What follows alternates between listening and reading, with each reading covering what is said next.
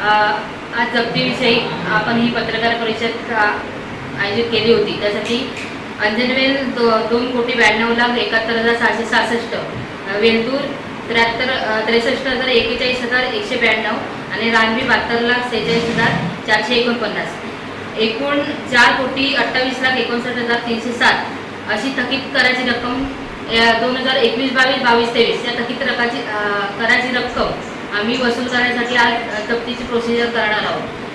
महाराष्ट्र ग्रामपंचायत अधिनियमानुसार जिल्हा परिषदेने जे आदेश दिले त्या आदेशानुसार आम्ही ही जप्तीची प्रोसिजर वसूल करण्याची करत आहोत.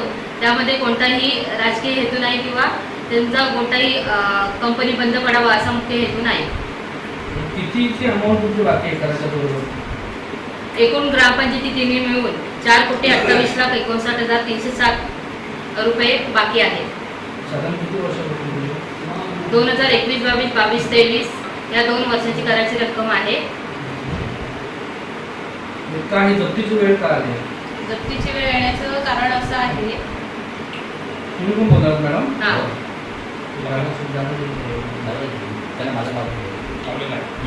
मोबाईल तर आप घेणं.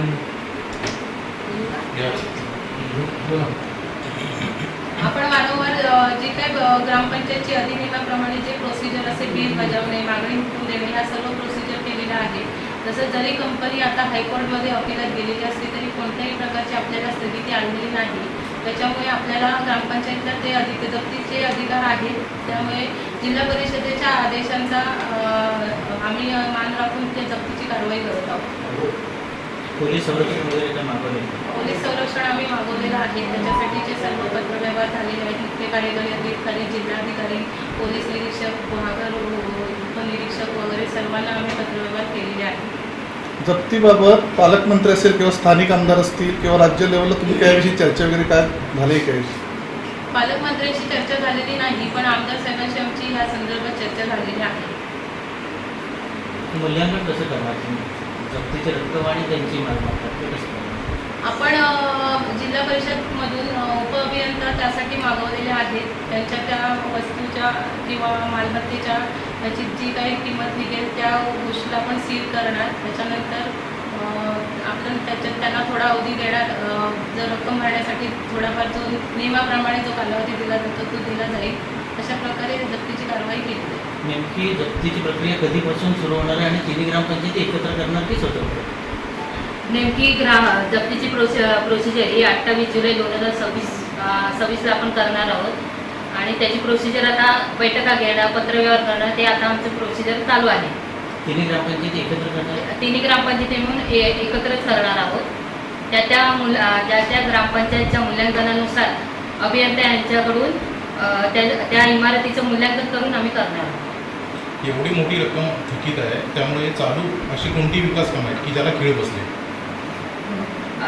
एकूण अशी आता अंजनवेल ग्रामपंचायतीचं म्हणालात तर व्यायामशाळा, MSCIT सेंटर, सफाई कर्मचारी, सर्व अंगणवाड्यांना सफाई कर्मचारी, कराटे प्रशिक्षक, आणखी क्रीडा प्रशिक्षक असे अनेक उपक्रम ठप्प झालेले आहेत.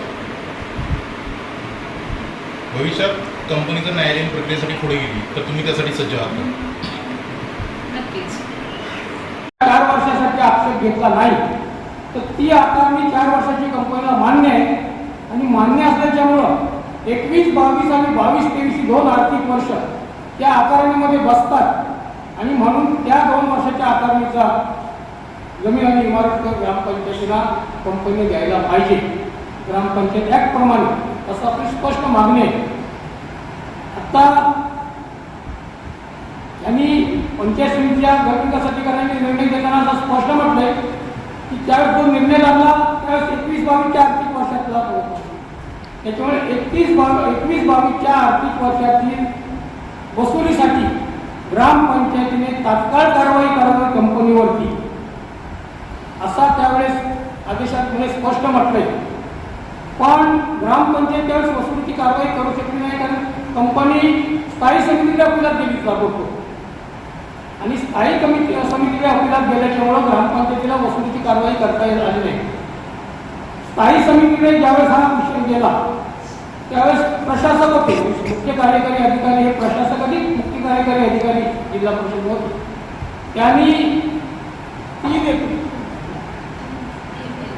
तीन निर्णय दिला आणि तो निर्णय गट विकास अधिकाऱ्यांनी जो दिलेला निर्णय होता त्यांनी कायम केला. त्याच्यामध्ये काही फेरफार केला नाही आणि त्यांनी स्पष्ट म्हटलं की रत्नागिरी गॅस अँड पॉवर कंपनीने केलेलं अपील हे अमान्य करण्यात येत आहे आणि गट विकास अधिकाऱ्यांनी दिलेला निर्णय हा फायनल